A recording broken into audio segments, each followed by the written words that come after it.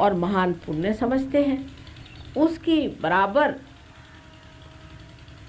पूरी तरह से जानकारी होना, उसका डिस्क्रिशन हमारे अंदर श्री कृष्ण ने भरा। इसीलिए हमसा चक्र है, जब ये खराब हो जाता है तो मनुष्य को डिस्क्रिशन नहीं रह जाता, वो पाप और पुण्य समझ नहीं पाता, अच्छा बुरा समझ नहीं पाता है।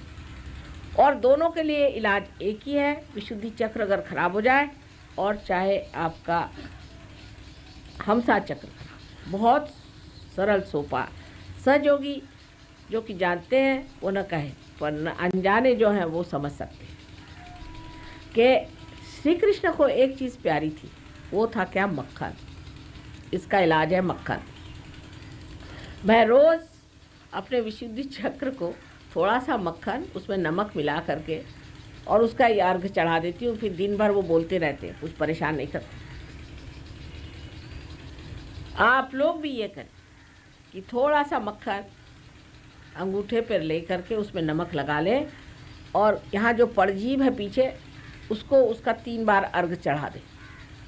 बिल्कुल गला ठीक हो जाएगा, खांसी आसी सब गायब, सब कुछ ठीक हो जाएगा। और हमसा चक्र इसलिए पकड़ता है कि हम जिस जगह रहते हैं वहाँ खुश्की है, और खुश्की के कारण एक बड़ा भारी प्रश्न खड़ा हो जाता है, वो ये कि हमारे अंदर की जो त्वचा है, जो कि बहुत झिल्ली सी है, और इसके जो एपिथेलियल सेल्स होते हैं वो सूख जाने की वजह से, जैसे हाथ की भी सर्दियों में हाथ की भी चमड़ी सूख जाती है, उसी प्रकार अंदर भी सूख जाती है, और उसी से आपको ये सब बीमारियां, साइनस और दुनिया भर की चीज़ होती है। उसका भी बहुत सरल इलाज है। अगर आप मक्खन को पिघला के नाक में डाल दें तो काम हो गया। नहीं हुआ तो आप घी बना लीजिए मक्खन का, उसको वस्त्र से छान करके और उसमें थोड़ा नमक डाल के रख लीजिए और उसमें आप नाक में डाल दीजिए। आपको जितने भी साइनस के ट्रबल से सब साफ हो जाए। ये श्री कृष्ण का सीधा सरल उपाय, और इसे आप करके देखिए और फिर मुझे बताइएगा। रोज़ सवेरे हर एक सहयोगी को चाहिए कि अपने हाथ पर थोड़ा सा मक्खन लेकर उसमें नमक लगा करके और 3 बार श्री कृष्ण को अर्घ चढ़ाएं। फिर नाक में 2 बूंद घी डाल दें, सोते वक्त घी डाल दें, आपकी सर्दी ज़ुकाम भाग जाए। गर्म पानी से नहाने से ज़ुकाम ज़्यादा होता है, ठंडे पानी से नहाने से नहीं। जैसे यमुना जी का जल है, आप जानते हैं, बहुत शीतल, उसमें ही वो नहाया करते थे। इसी प्रकार आप शीतल जल में नहाया करें, आपको कोई तकलीफ नहीं। सो श्री कृष्ण की जो बात थी वो समझनी चाहिए कि उन्होंने उस वक्त कुंडलिनी के जागरण का सामाजिक प्रयत्न किया। वे इसी से जाना जाएगा कि सत्य क्या है। बाकी जो कुछ भी है तो एक मजाक चल रहा है, आपस का झगड़ा, आपस की बातचीत, आपस का सब, इसमें कुछ रखा नहीं। अब इसमें यह है कि ये जो खेल की प्रवृत्ति है, यह हमें भी कुछ ज़रूरत से ज़्यादा ही है, और हम भी नाना तरह की खेल खेलते रहते हैं। अब आप भी इसको एहसास इसका करेंगे और जानेंगे कि माँ बहुत तरह के खेल खेल, और इसीलिए कहा जाता है कि सहस्त्रारे महामाया। हमारा आगमन सहस्त्रार पे हुआ तो महामाया भी है, हमको पहचानना मुश्किल है, पकड़ना मुश्किल है। जो हमको पकड़ना चाहेगा उसके चंगुल से हम भागेंगे, और जो नहीं पकड़ने चाहेगा उसके अंदर घुसेंगे।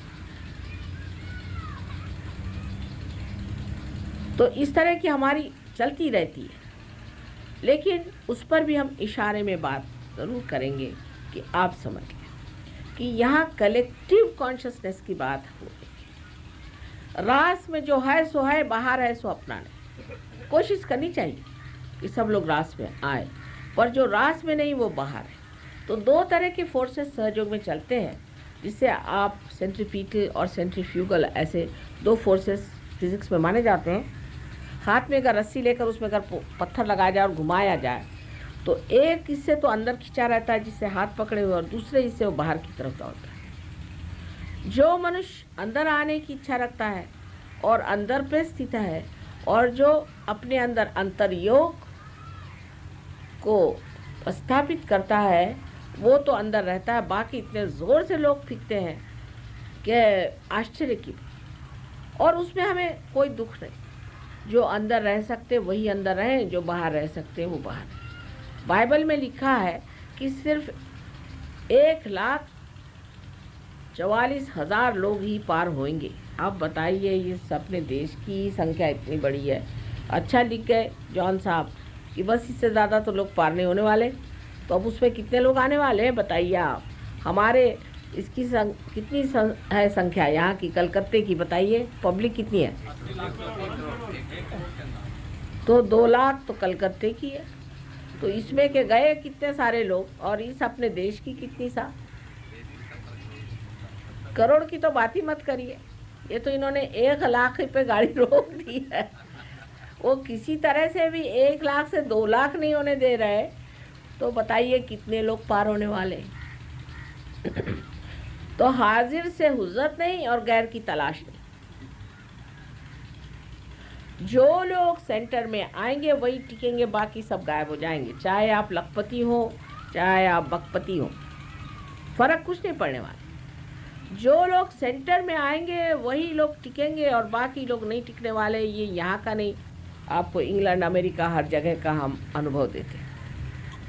अमेरिका गए तो बैंक से पैसा निकाला काफ़ी सारा, पहुँचे साहब, बड़ा खर्चा किया, कुल मिला के $44,000 खर्च किए। जैसे अब डॉक्टर साहब ने एक बात कही कि भाई ये माँ के फूल उठा के मत ले जा, इस पर गणों का अधिकार होता है। तो 250 आदमी सहयोग छोड़ के चले गए, क्योंकि उन्होंने कहा गणों का अधिकार होता है, नहीं जाना चाहिए, उसमें रात में आपको थोड़ी तकलीफ हो जाएगी, गण लोग परेशान करें। जो बात करो उसको उल्टा कैसे देखना चाहिए, ये मनुष्य को बहुत अच्छे से आता है। पता नहीं क्या बात है, उसके आँख में कोई ऐसी चीज़ है, दिमाग में कोई उल्टा यंत्र बैठा है कि जो बात कहिए हित के लिए वो अपना हित कर ले।